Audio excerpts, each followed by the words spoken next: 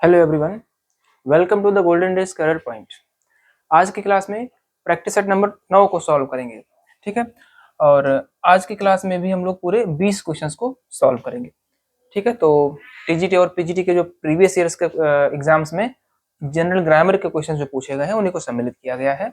अच्छा, आज की क्लास में भी हम लोग क्लास पर आधारित प्रश्नों को देखेंगे। ठीक है, क्लास का एनालिसिस, क्लास को पहचानना, ठीक, और क्लास के आधार पर सेंटेंस का जो प्रकार है हमारा सिंपल, कंपाउंड, कॉम्प्लेक्स, कुछ ऐसे प्रश्न इसमें सम्मिलित किए गए हैं। ये जैसा कि लिखा हुआ है, ठीक है, based on clause analysis and identification. चलिए, पहला प्रश्न लिखा हुआ है, I can not work unless there is complete calm and quiet.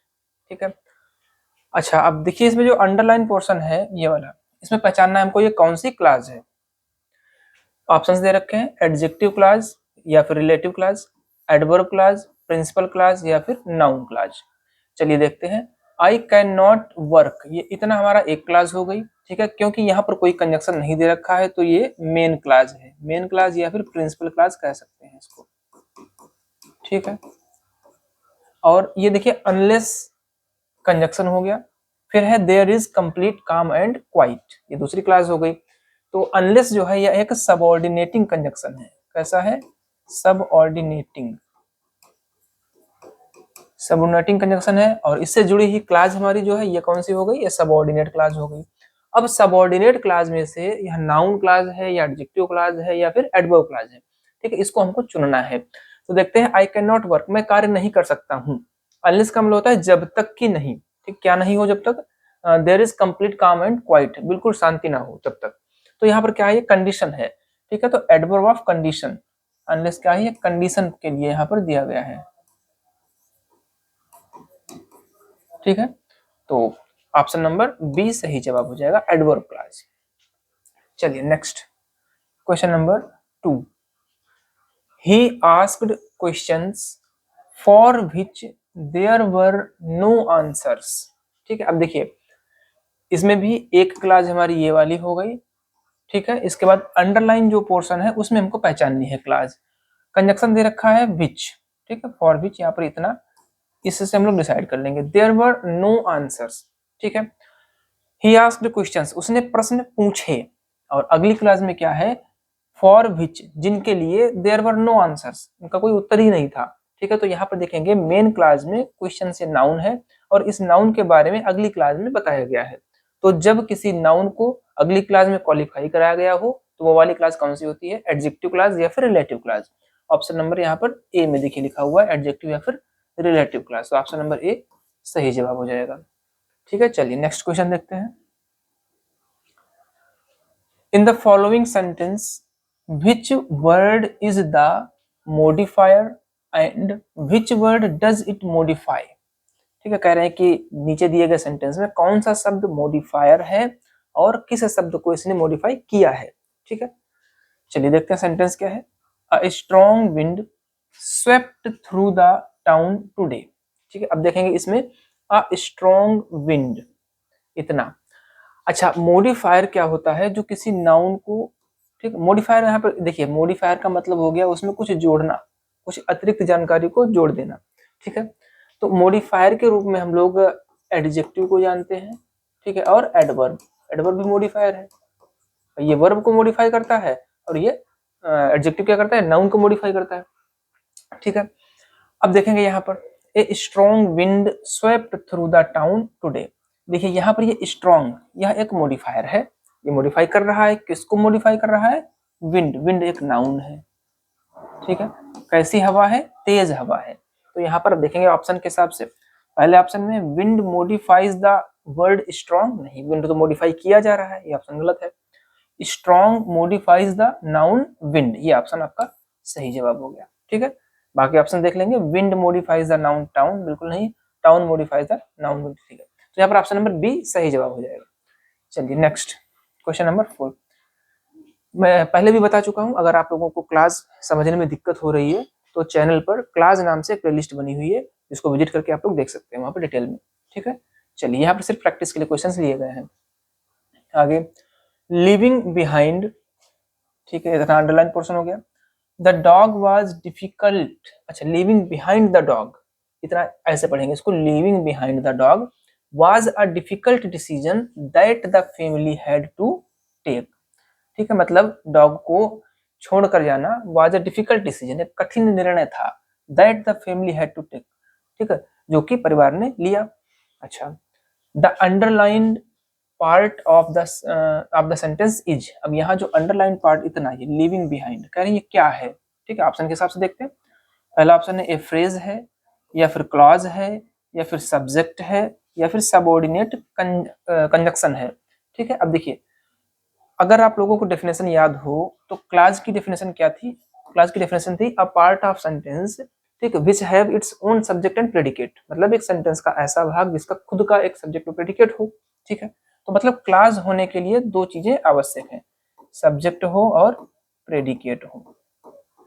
ठीक है, लेकिन देखिए फ्रेज और क्लास ये दोनों सेंटेंस के ही पार्ट होते हैं, एक सेंटेंस से ही निकाले जाते हैं।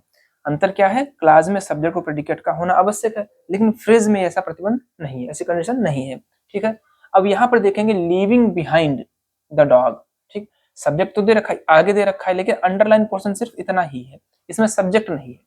ठीक है, तो यहाँ पर क्या हो जाएगा, ये फ्रेज हो जाएगा, क्लास नहीं होगा। ठीक है, बाकी सब्जेक्ट की बात करें तो डॉग है सब्जेक्ट इसमें। ठीक है, कंजक्शन तो है ही नहीं, कंजक्शन जोड़ने का काम करता है। ऑप्शन नंबर ए सही जवाब हो जाएगा। फ्रेज को हिंदी में क्या बोलते हैं, वाक्यांश, एक वाक्य का अंश। ठीक है, और क्लास को हिंदी में बोलते हैं उपवाक्य। चलिए नेक्स्ट क्वेश्चन नंबर 5,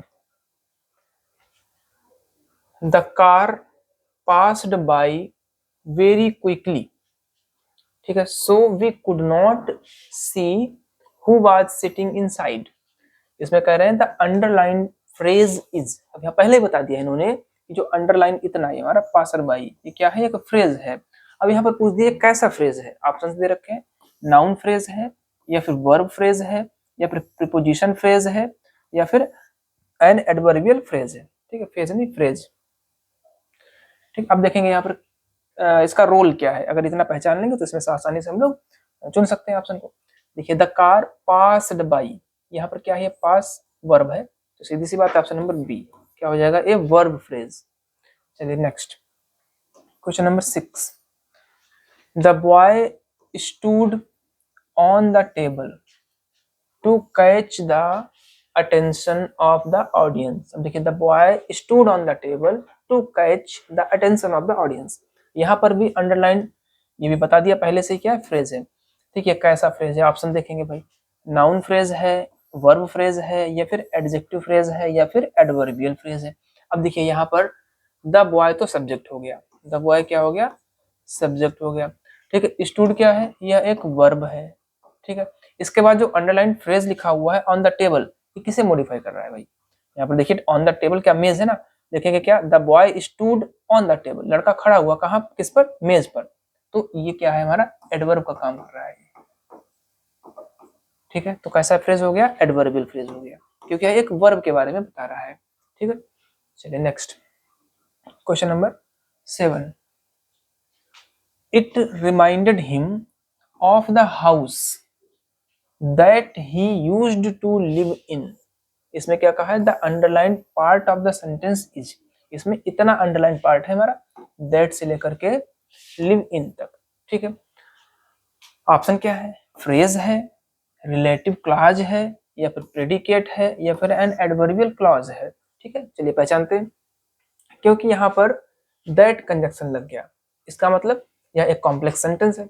ठीक है, it reminded him of the house, ये हमारी मेन क्लॉज हो गई। ठीक है भाई, it reminded him of the house, मतलब यह उसे उस घर की याद दिलाता है। आगे क्या है, that he used to live in, जिसमें वह रहा करता था। अब देखेंगे अगली क्लास जो कि हमारी सबऑर्डिनेट क्लास है या फिर डिपेंडेंट क्लास है, इसमें किसके बारे में बात की जा रही है, he used to live in, जिसमें रहा करता था, किसमें रहा करता था, घर में। तो ये हाउस, हाउस के बारे में बता रहा है, मतलब हाउस को क्वालिफाई करा रहा है। और जब कोई क्लास किसी नाउन को क्वालिफाई कराती है जो कि मेन क्लास में आया हो, तब वह क्लास क्या बन जाती है, हमारी एडजेक्टिव क्लास कहलाती है। ठीक है, तो he it reminded him of the house that, अब यहाँ पर दैट क्या है, यह एक कंजक्शन है। कैसा कंजक्शन है, ये सबऑर्डिनेटिंग का कंजक्शन है। ठीक है, और यह शब्द कैसा है, रिलेटिव प्रोनाउन है। ठीक है, चलिए ऑप्शन देखते हैं। यहाँ पर फ्रेज तो है नहीं, रिलेटिव क्लॉज है, ऑप्शन नंबर बी। चलिए next question number 8। His eyes caught a heap of letters. ठीक है भाई, उसकी नजरें एक पत्रों के गट्ठर पर पड़ी। ठीक है, they were lying on the table. वो कहाँ पड़े थे? मेज पर पड़े थे। आगे क्या कहा है इन्होंने? कंबाइन माने जोड़िए, यूजिंग अ रिलेटिव क्लॉज। ठीक है, रिलेटिव क्लॉज का प्रयोग करते हैं। मतलब ये जो इसमें से हमें एक बनानी है मेन क्लॉज और एक बनानी है रिलेटिव क्लॉज। ठीक है, तो अब देखेंगे ऑप्शन के हिसाब से। His eyes caught a heap of letters and. अब देखिए एंड आ गया तो बेकार, ये तो हमारा रिलेटिव क्लॉज नहीं बना है। ठीक है, एंड जो है कंजक्शन है ही नहीं, वो तो कंपाउंड सेंटेंस में होता है। चलिए next. His eyes caught a heap of letters which were lying on the table. यहाँ पर विच वर्ड जो है ये देखिए रिलेटिव प्रोनाउन का काम कर रहा है। ठीक है, अब जब रिलेटिव प्रोनाउन का काम करेगा इसके आगे की क्लास क्या बन जाएगी? हमारी रिलेटिव क्लास बन जाएगी, एडजेक्टिव क्लास बन जाएगी। रिलेटिव और एडजेक्टिव एक ही बात है, तो ऑप्शन नंबर बी सही जवाब है। बाकी ऑप्शन पढ़ लेते हैं सिर्फ। His eyes caught a heap of letters but, यहाँ पर भी कंजक्शन गलत है। His eyes caught a heap of letters so that, ताकि। ठीक है, ताकि जो है वो यहाँ पर रिलेटिव एडवर्ब नहीं है। ठीक है, रिलेटिव क्लास नहीं बनाएगा। चलिए ऑप्शन नंबर बी सही हो गया इसका। Next question, question number 9। Complete with a suitable clause. यहाँ पर सेंटेंस को पूरा करने के लिए हमें उपयुक्त क्लॉज को चुनना है। ठीक है, देखिए if he had asked me, option है I will help him, I would help him, I would have helped him, I had helped him. देखिए यह सेंटेंस कैसा है? यह एक कंडीशनल सेंटेंस है। ठीक है, कंडीशनल है।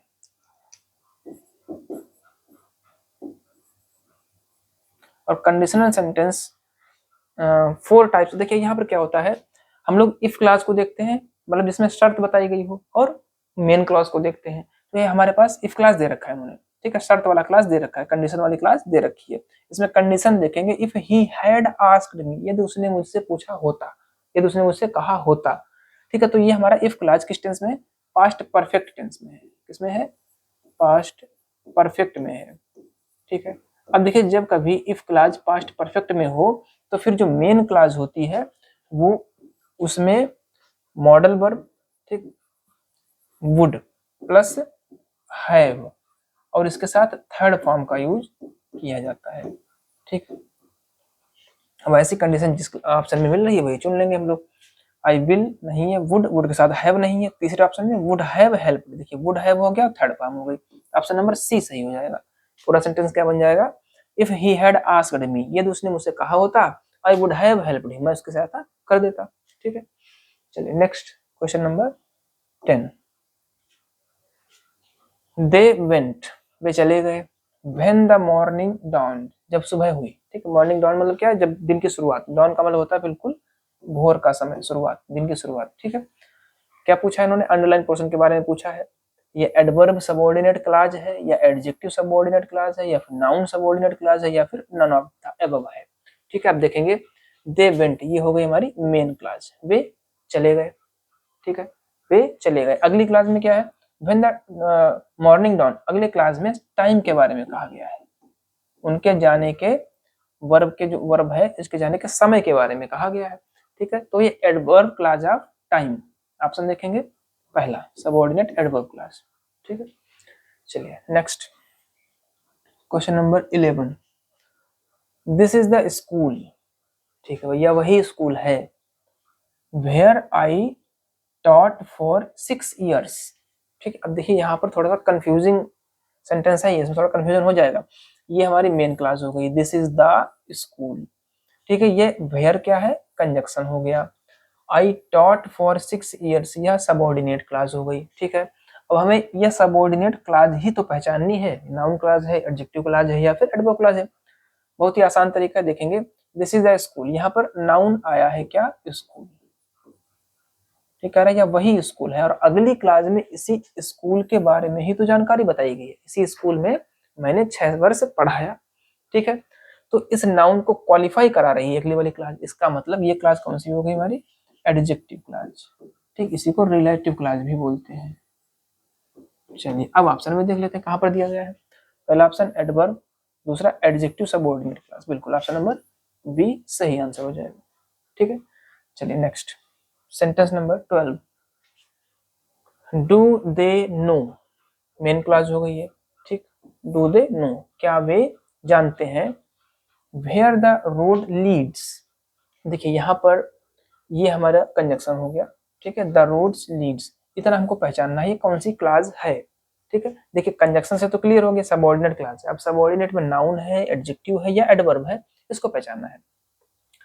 इस वाले क्लास में, मेन क्लास में अगर देखें तो वर्ब क्या है, नो, डू दे नो, क्या वे जानते हैं। और अगली क्लास में कहा गया है वेयर द रोड लीड्स, जहां सड़क जाती है। ठीक है, जहां पर द रोड लीड्स, रोड सड़क जाती है, एक सड़क के बारे में बात हो रही है। ठीक है, अब देखेंगे वर्ब ये डू दे नो, क्या वे जानते हैं। जरा क्वेश्चन करिए, व्हाट, डू दे नो, क्या वे जानते हैं, क्या जानते हैं वे, जहां वो सड़क जाती है, उस स्थान के बारे में पूछ रहे हैं। इसका मतलब इस व्हाट का आंसर हमें इस क्लास में मिल रहा है, तो ये हमारी हो गई noun class, subordinate noun class. Option देखेंगे, adverb subordinate, adjective subordinate, noun, option number C. ठीक है, सबऑर्डिनेट नाउन क्लास। तो कैसे पहचानेंगे हम लोग, मेन क्लास की वर्ब से व्हाट क्वेश्चन करेंगे। अगर व्हाट का आंसर हमें नेक्स्ट क्लास में मिल रहा है तो जिसमें आंसर मिला वो वाली क्लास हो जाएगी noun class.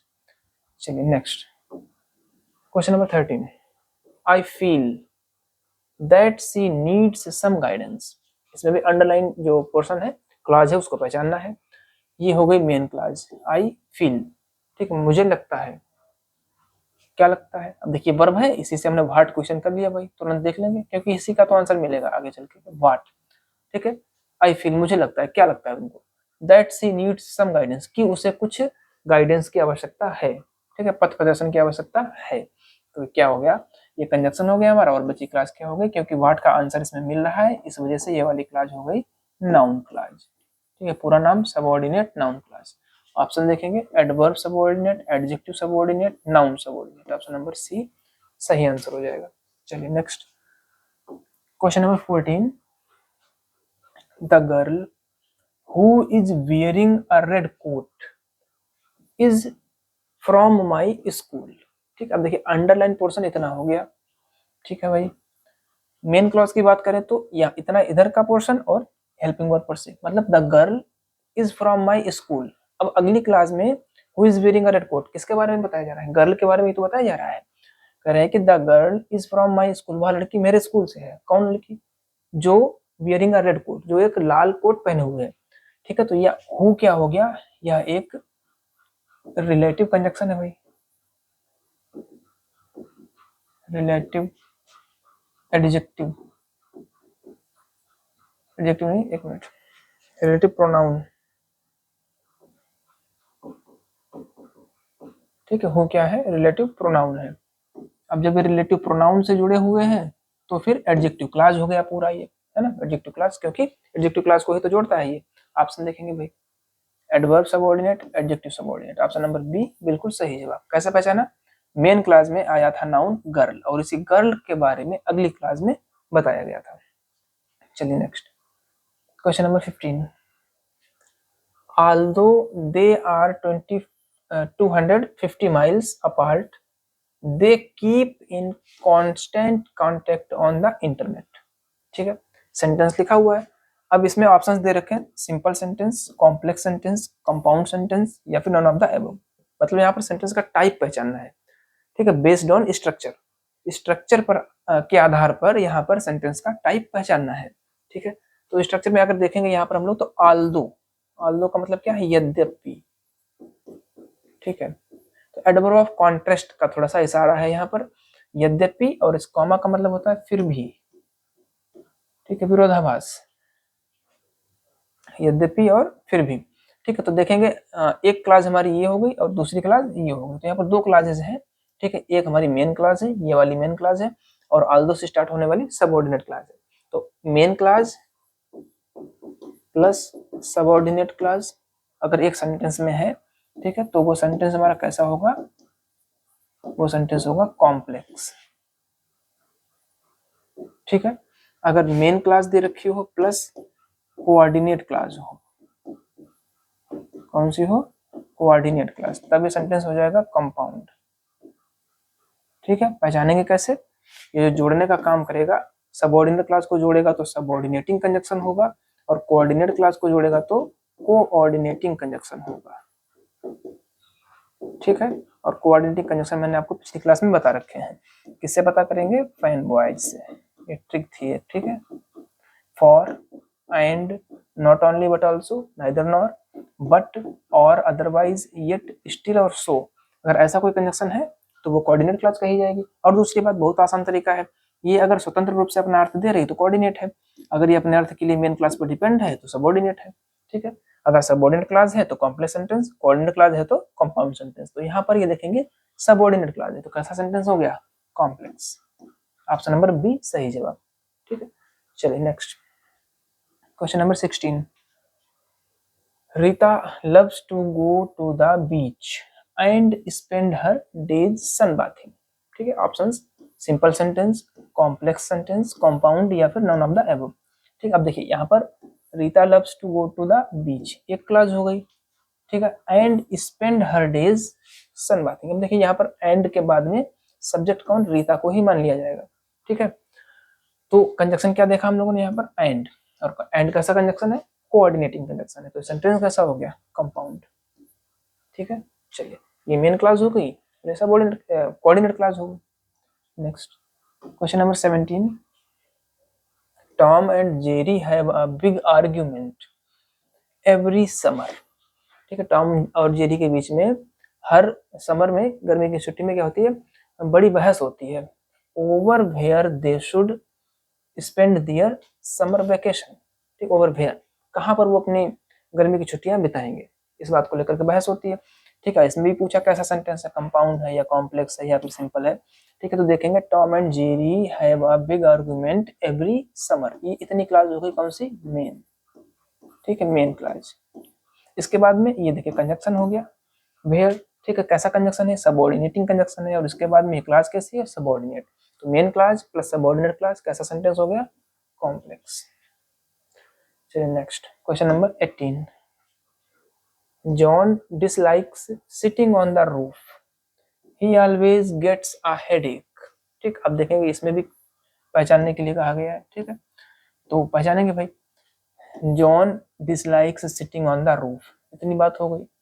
He always gets a headache, अब दोनों को देखेंगे तो दोनों अपना स्वतंत्र अर्थ दे रहे हैं। ठीक है, ये अपने अर्थ के लिए उस पर डिपेंड नहीं है, और ये वाली क्लास अपने अर्थ के लिए इस पर डिपेंड नहीं है। ठीक है, तो जब दोनों अपना अर्थ दे देती हूँ तो एक हो जाती है मेन क्लास, और क्योंकि इसके साथ में लिखी है तो इसको मान लेंगे कोऑर्डिनेट क्लास। ठीक है, कोऑर्डिनेट क्लास अर्थ स्वतंत्र रूप से दे रही है, मेन क्लास और कोऑर्डिनेट क्लास मिलकर के क्या बनाते हैं, कंपाउंड। Option number A. ठीक, next question number 19। There was a time, ठीक है भाई, there was a time when I could lift 250 lbs। ठीक है, यहाँ पर क्लास पहचानने के लिए कहा गया है, अंडरलाइन जो पोर्शन है उसकी क्लास, ये अंडरलाइन पोर्शन हो गया इतना। ठीक है, आप देखेंगे जरा छाटने की कोशिश करते हैं, देयर वाज अ टाइम, ये हो गया मेन क्लास। ठीक है, there was a time, when हो गया कंजक्शन, आगे क्या है, आई कुड लिफ्ट 250 lbs। अब मेन क्लास के आधार पे देखते हैं, देयर वाज अ टाइम, एक समय था। ठीक है भाई, एक समय था, कैसा समय था, when I could lift 250 lbs। अब देखेंगे यहाँ पर ये टाइम जो है इसके बारे में अगली क्लास में बताया गया है, कैसा समय था, समय की क्या विशेषता थी। तो ये नाउन, टाइम क्या है, नाउन है, और इस नाउन को क्वालिफाई करा रही है ये वाली क्लास, है ना, ये वाली क्लास क्या कर रही है, क्वालिफाई करा रही है। ठीक है, तो अगर किसी नाउन को कोई क्लास क्वालिफाई कराए तो कौन सी होती है, वो एडजेक्टिव क्लास होती है, या फिर इसको रिलेटिव क्लास कह सकते हैं। ठीक है, तो ऑप्शन नंबर यहाँ पर देखेंगे हम लोग, ये बी वाला एडजेक्टिव क्लास। इसमें थोड़ा सा विशेष ध्यान देंगे, देखिए कंजक्शन जो है व्हेन दे रखा है, और व्हेन किसको इंडिकेट करता है, टाइम को इंडिकेट करता है। ठीक है, तो यहाँ पर टाइम नहीं बताया गया, टाइम के बारे में बताया गया, इस वजह से एडजेक्टिव क्लास। अगर टाइम बताया गया होता तो ये एडवर्ब क्लास होती। ठीक है, एडवर्ब ऑफ टाइम होता, लेकिन यहाँ पर इस टाइम की विशेषता बताएगी, कैसा समय था जब ये ऐसा उठा लेते थे। ठीक है, यहाँ पर नाउन को क्वालिफाई करा रहा है, इसलिए क्या है, एडजेक्टिव क्लास। चलिए आज का last question, Ramesh asked me where I lived. अब देखिए अंडरलाइन पोर्शन है ये, ठीक है, ये मेन क्लास हो गई। आस्क्ड मी, मुझसे पूछा, ठीक है, मुझसे पूछा, यहाँ पर वर्ब क्या है, ये आस्क वर्ब है। अब इस आस्क से अगर हम लोग व्हाट क्वेश्चन कर लें, पूछा, व्हाट आस्क्ड, क्या पूछा, क्या पूछा, ये पूछा, वेयर आई लिव्ड, ठीक है। तो व्हाट का आंसर क्या मिल रहा है, इसमें, इस वाली क्लास में मिल रहा है। तो ये कौन सी क्लास हो गई हमारी, नाउन क्लास हो गई। ऑप्शन नंबर इसमें ए वाला बिल्कुल सही जवाब है, ठीक है। तो इस तरीके से आज की क्लास में भी हम लोगों ने 20 क्वेश्चंस को देखा, ठीक है, एनालिसिस किया और थोड़ा समझने की कोशिश की। अभी अगर कुछ क्वेश्चंस और में मिलते हैं तो एक क्लास और लेकर के आएंगे क्लास पर, ठीक है। इसके बाद हम लोग एक नया टॉपिक पढ़ेंगे। तब तक के लिए बने रहिए गोल्डन स्केलर पॉइंट के साथ। Thank you very much.